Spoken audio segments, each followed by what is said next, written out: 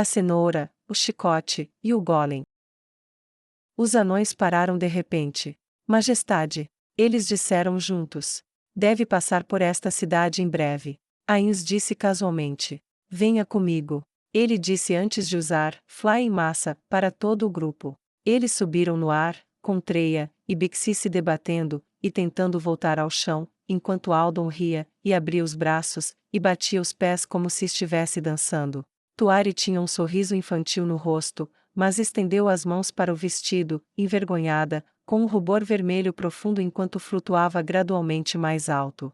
Gondo sorriu divertido, ver o rei feiticeiro quebrar o mundo agora era rotina para ele. Yuri Alpha permaneceu implacável a ponto de ficar quase indiferente. Fique tranquilo, nenhum mal acontecerá a você, simplesmente seu corpo estará na direção que você deseja ir, agora me siga. Ele disse, e voou na direção da parede. Sem ajuda, o trio seguiu o rei feiticeiro e seu grupo, olhando para a movimentada cidade abaixo deles.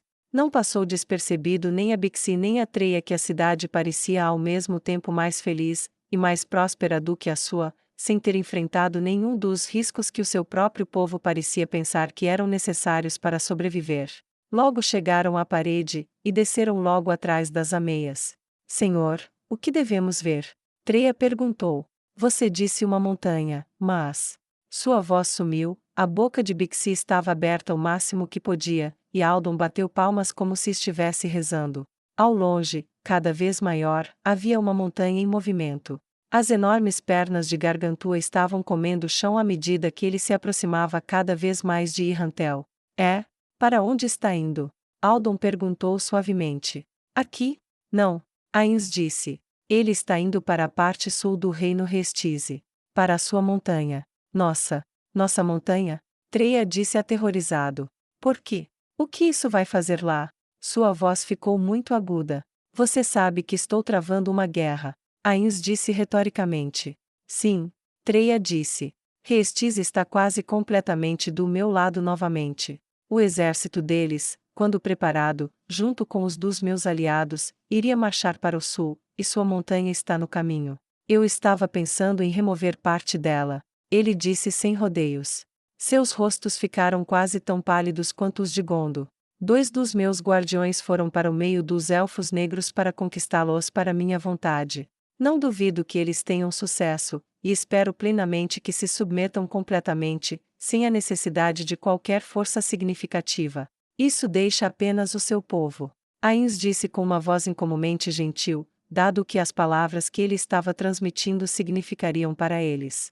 Garanto a você, Gargantua. Disse ele enquanto gesticulava para o agora enorme golem. Pode facilmente abrir caminho. Sua montanha tem cerca de 30 milhas de largura. Minha estimativa é que, sem oposição, ele pode abrir caminho de uma ponta a outra em uma semana. Se houver oposição, essa estimativa não muda mais do que um dia. Ainz disse, olhando para o enorme gigante. Não. Bixi disse, se era um apelo, ou uma negação, nem ele sabia. Não fizemos nada com você. Por quê? Treia perguntou suavemente. Eu disse, estava. Ainz respondeu, levantando um dedo condicionalmente. Estava?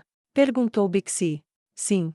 Ainz disse. Meus aliados iam marchar para o sul, e eu estava pensando em remover parte dela. Ainz o lembrou. Desde que o despachei, entretanto, fiz com que meus batedores observassem, e descobri que vocês residiam naquelas montanhas, e que vocês tinham uma grande civilização lá, e tendo estado dentro dela, a arte envolvida na criação de sua civilização não é algo que eu desejo ver desaparecer do mundo. Ele respondeu. O trio visivelmente relaxou. Você chamou sua montanha de Deus. Ainz disse, olhando para Treia. Se eu posso ordenar que seu Deus seja arrasado para abrir uma estrada para meus exércitos, e meus mercadores, o que isso me torna? Ele perguntou. As expressões pálidas dos anões pragmáticos não se recuperaram, nem responderam, nem sequer olharam para ele, ficaram paralisados pelo enorme golem que agora passava pela cidade, perto o suficiente para que pudessem vê-lo, quase tocá-lo, se eles tivessem braços mais longos. Seus olhares seguiram enquanto ele passava pesadamente. Por favor. Não. Aldor disse suavemente. Muitos do nosso povo vivem para onde está indo, se quebrar a montanha, irá matá-los. Nunca fizemos nada para machucar você ou seu povo. No livro de seu coração, Ainz o marcou um degrau acima de Fluder Paradine, que não tinha lealdade a nada além de seu zelo pela magia, e por aqueles que poderiam aprimorar suas habilidades nela. Você tem certeza sobre isso? Ainz perguntou. Eles olharam para ele incertos. Agora, de volta ao templo. Ele adicionou. Teletransporte em massa. Ele disse, e eles desapareceram da parede, e reapareceram em frente ao templo de pedra negra. Ele começou a subir os degraus, não lhes deixando escolha a não ser segui-lo. A porta se abriu quando ele se aproximou, e eles se encontraram em um prédio que seus melhores artesãos teriam elogiado.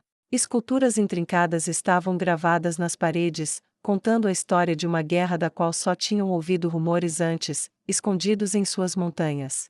O centro do chão era acarpetado, e de cada lado, havia bancos compridos. Perto da frente havia, curiosamente, 2 pódios. O que são aqueles? Treia perguntou curioso, tentando desesperadamente se distrair de seus próprios pensamentos. Aqueles são pódios. A religião dos deuses antigos tinha um único sacerdote que falava, e comandava tudo, eu não. Ainz disse. Você tem 2 padres? Treia perguntou curiosamente. Para quê? Ainz riu. Não, embora às vezes apareçam 2 lá, em vez disso, meus padres não ordenam, eles raciocinam, e aqueles que comparecem são bem-vindos para subir ao pódio oposto para argumentar contra o padre, ou para desafiar uns aos outros. Jogos de retórica são apreciados, porque o argumento promove o pensamento, e o argumento fundamentado encontra respostas certas, mais do que o dogmatismo ignorante. Qualquer um pode deixar outra pessoa pensar por ele, mas essas pessoas tendem a ser péssimos solucionadores de problemas. Todos os atos de bondade, todos os atos de razão, e todas as formas de felicidade justa são os meios pelos quais sou adorado. Na minha fé, a reflexão, a razão e a autoconquista são o auge do serviço. Ainz respondeu, deixando Treia em silêncio. Ouvindo a conversa de dentro do salão principal, a sacerdotisa emergiu de uma sala nos fundos, esta uma elfa, que ao ver seu Deus dentro de seu templo, imediatamente se ajoelhou. Sua Majestade, você me honra em visitar este templo. Ela disse com a cabeça baixa. Seu templo me honra por sua ordem e limpeza. É cuidado com amor e devoção, e estou feliz em vê-lo. Ainz disse magnanimamente. Você pode se levantar. Ela se levantou, mas olhou para ele, ou pode-se dizer. Estava olhando para ele com os olhos, como uma garota apaixonada. Obrigada, Alteza, é um prazer servir. Mas quem são aqueles que vieram com você?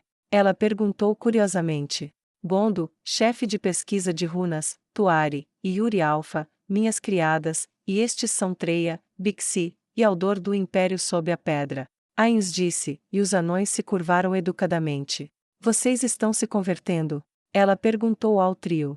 Ah, visitando. Apenas visitando. Treia falou por todos eles. Seu rei estava nos mostrando uma parte de seu reino, eu vi este templo, e fiquei. Ah, curioso.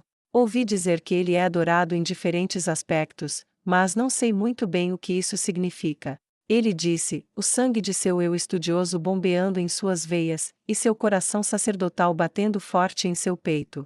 Eu o adoro como Deus da justiça, porque a justiça é o que mais valorizo, assim como o nossa Papa, Neia Baraja. No entanto, todos o veem de uma maneira diferente. Os demi-humanos tendem a vê-lo como um Deus marcial, de força ou guerra ou estratégia. Para mim, ele é o Deus do conhecimento. Gondo interrompeu, e a sacerdotisa acenou educadamente com suas palavras. O divino, você vê, tem muitos aspectos, é aquele que se destaca além de todas as outras coisas, e é o que nos inspira a ser o nosso melhor. Então, quando digo que ele é o Deus da justiça, falo da minha admiração, e minha aspiração, de sempre fazer, ser e seguir a mais elevada forma de justiça que puder. Para fazer isso, expurgo de mim mesmo as fraquezas que inibem minha capacidade de servir nessa busca. Ela disse enquanto enfrentava o sacerdote anão. Fraqueza? Treia perguntou. O que você quer dizer? A fraqueza assume muitas formas, a tentação de mentir ou roubar é maior em alguns do que em outros, e alguns são fisicamente mais fortes do que seus companheiros, mas seja qual for a forma que a fraqueza assuma, ela se torna um impedimento à excelência pessoal. Reflete um fracasso em nosso caráter, alguns fracassos que podemos superar. E alguns são desafios para toda a vida que nunca são totalmente vencidos, mas é o ato de nos combatermos, de nos conquistarmos, que nos dá um poder cada vez maior, e nos aproxima cada vez mais do divino. Ela disse gentilmente: Você tem uma religião interessante. Treia respondeu: É justiça destruir a casa de outra pessoa por conveniência pessoal? Ele perguntou maliciosamente. A sacerdotisa olhou para o anão com uma expressão interessada no rosto. Essa é uma pergunta incomum. Ela disse. E sua resposta? Ele perguntou. Ela pensou por um momento, batendo na bochecha enquanto olhava para o teto. Então ela se virou, e caminhou até uma mesinha, pegou uma caixa, e voltou na frente do anão.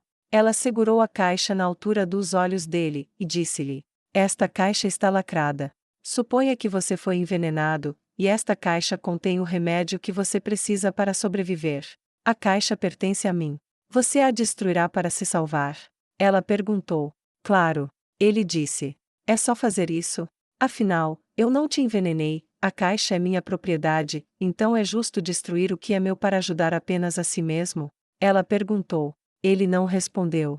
Suponha que a porta estivesse trancada, e esta caixa estivesse escondida em algum lugar dentro deste prédio, você destruiria todo o lugar para encontrá-la, e levaria o que precisasse. E se não fosse para você, mas fosse para outra pessoa? Ela perguntou. Bem, eu não iria direto destruí-lo. O sacerdote anão negro respondeu. Eu tentaria falar com você primeiro, perguntaria se poderia ter o remédio em paz, ou tentaria comprá-lo de você, ou trocá-lo, usaria todos os meios honestos que eu pudesse. Ele disse. E então? Ela perguntou. Se eu recusei, talvez porque fosse inconveniente para mim, talvez eu estivesse acumulando o remédio, talvez eu simplesmente não me importe com o que você quer, e seja rancorosa. Então, sim, qualquer força necessária, eu acho.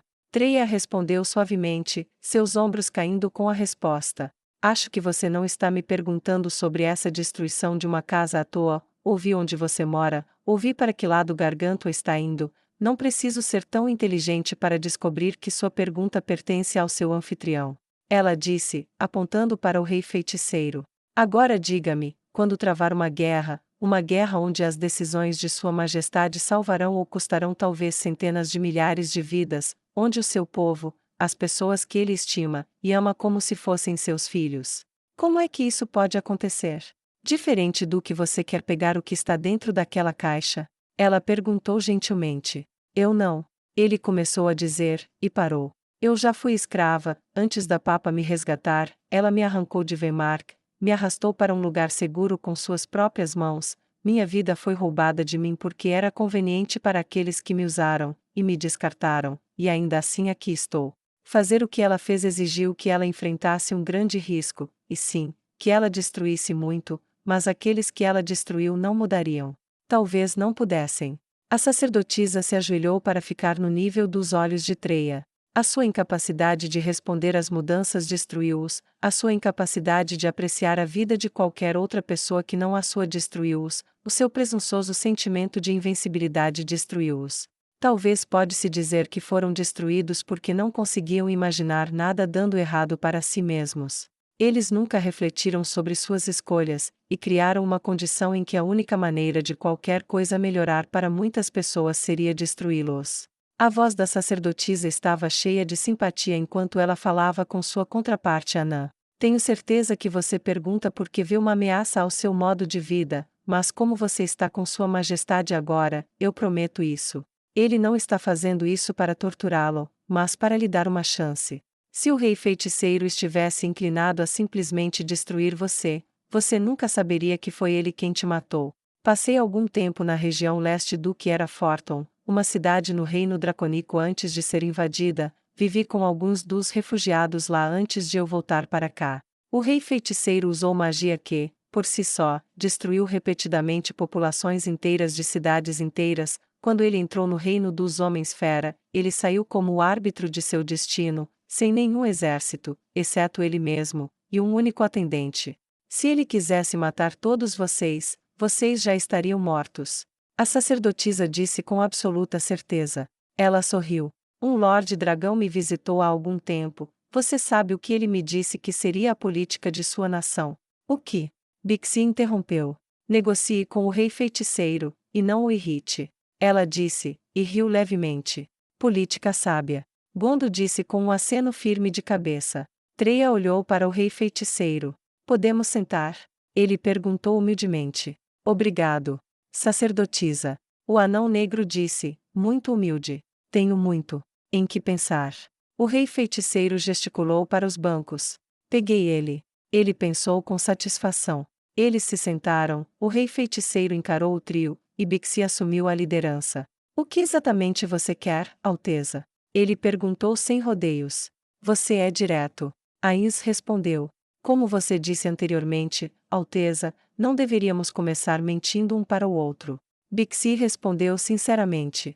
Para o assunto em questão então. Ainz disse. Quero que meu exército passe por aquela parte da montanha, quero abrir o comércio, quero o fim das fronteiras fechadas, e quero o fim de suas práticas escravistas.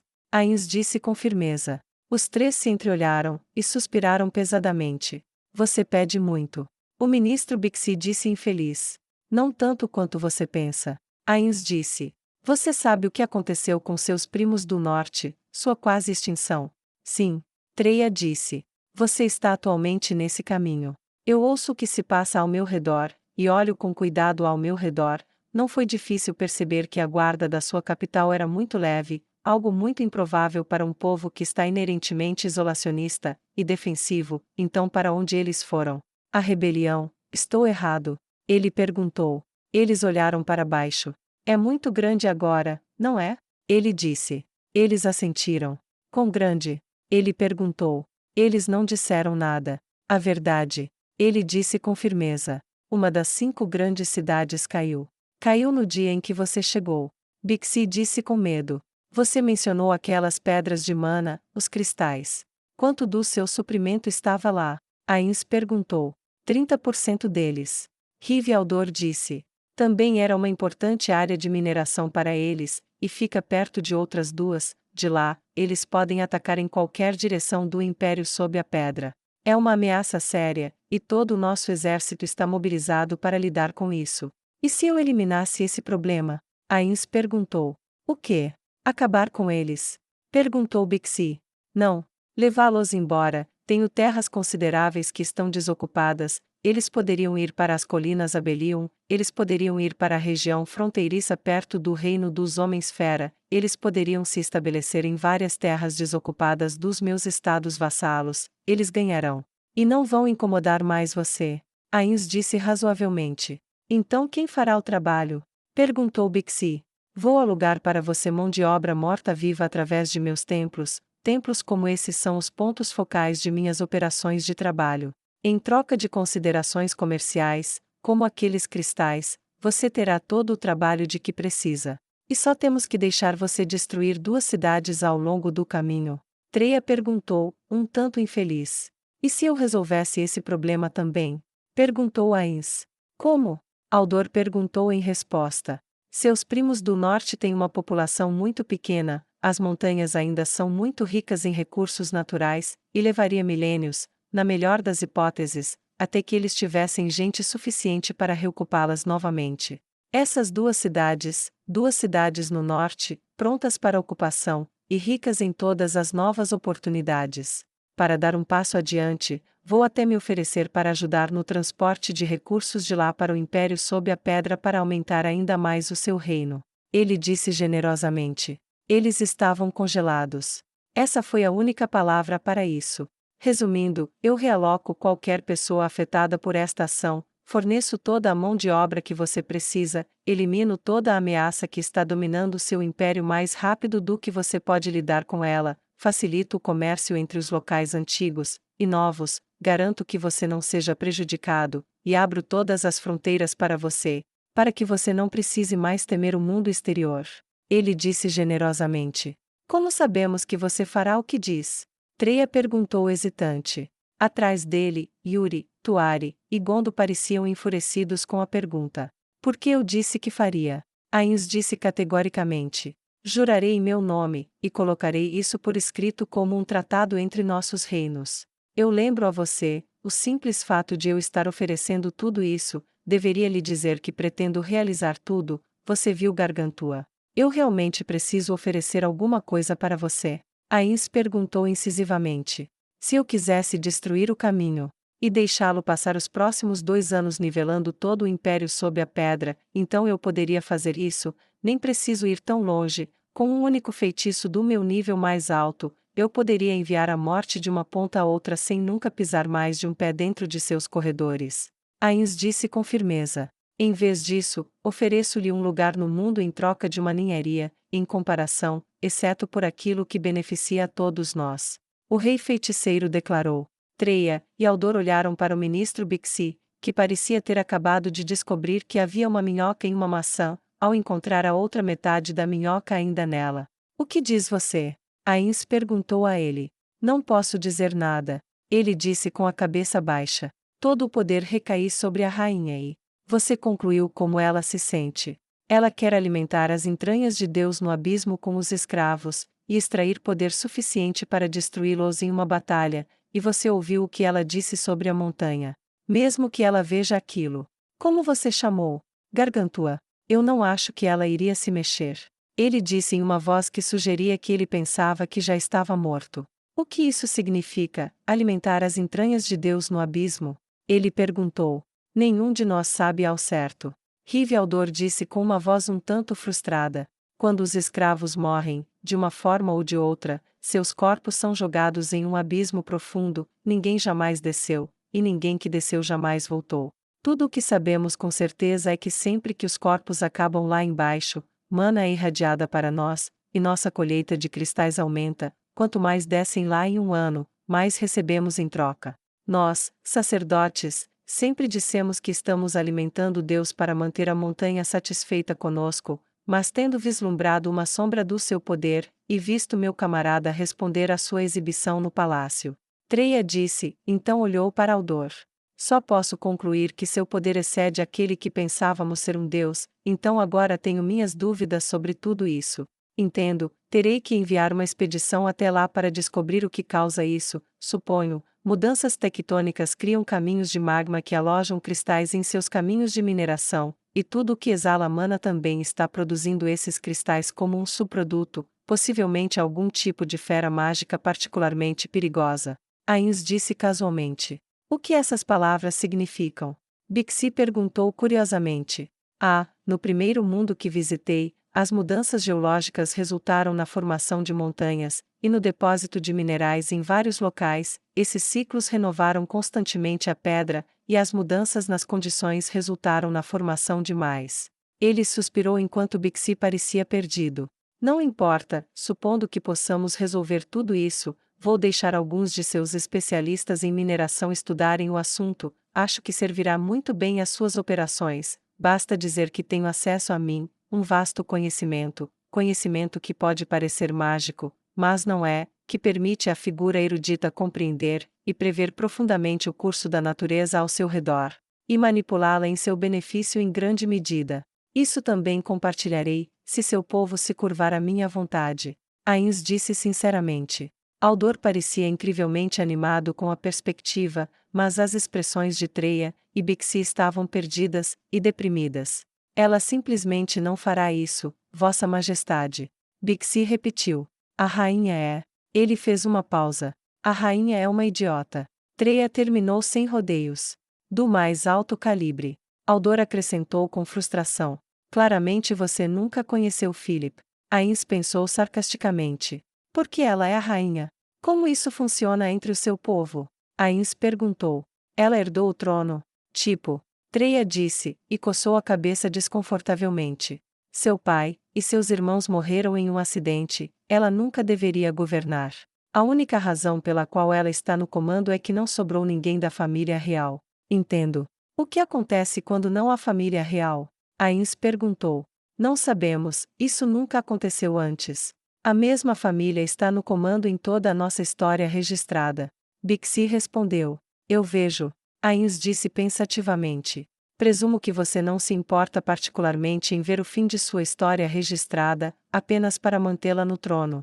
Havia 3 cabeças balançando na frente dele. Ela não parece particularmente popular. Não quero insultar o seu povo, mas... Todos pareciam muito infelizes, comparados ao meu. Ains disse. Oh meu! Gondo acrescentou fervorosamente. Nós bebemos para a felicidade, todos vocês parecem beber para se entorpecerem e esquecerem sua existência contínua. Francamente, invejo qualquer pessoa nessas duas cidades que consiga se mudar para nossas montanhas. Isso atraiu expressões amargas aos rostos dos 3 anões negros, mas eles não discutiram o assunto. A própria ideia de felicidade era estranha para eles até chegarem a Irrantel, e eles não podiam negar o que seu primo anão estava dizendo. Posso fazer uma sugestão? Gondo disse. Por favor, faça. Ains disse convidativamente. Porque eu não levo eles, e alguns membros selecionados de seu governo, para minha montanha, deixo-os desfrutar de toda a hospitalidade que podemos oferecer, e depois de um dia, ver qual é a sua posição na forma como sua nação é governada, e por quem.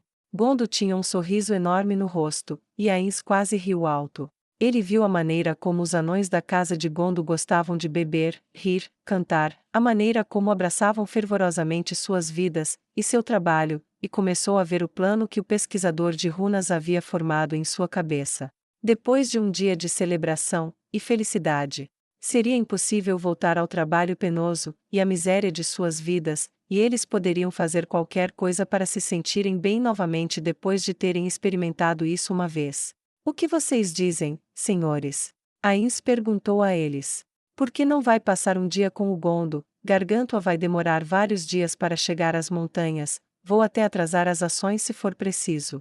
Se você tiver um evento como nunca viu antes, poderá retornar aqui, e eu posso propor um curso de ação que possa ser aceitável para você, a fim de preservar sua tradição e seu futuro. Isso parece interessante. Tudo bem, podemos reunir todos importantes em 1 hora com facilidade se você nos mandar para casa, então veremos como nossas outras metades vivem. Bixi sugeriu, sua voz assumindo um tom ousado e entusiasmado que ele não tinha anteriormente. Tenho certeza que valerá a pena seu tempo. Ains disse com entusiasmo quando o portal se abriu diante deles.